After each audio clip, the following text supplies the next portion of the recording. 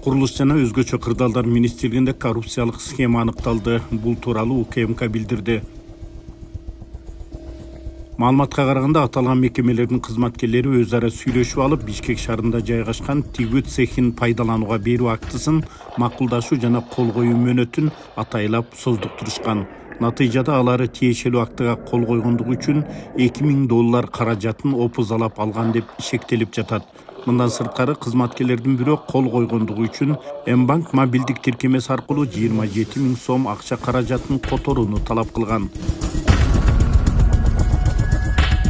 Топтолгон материалдардын негизинде кылмыш жаза кодексинин 343-беренеси опузалап пара алуу боюнча иш козголгон. Анын алкагында эки чектөө акча алып жаткан жеринен колго түшүрүлүп, УКМКнын убактылуу кармоочу жайына киргизилди.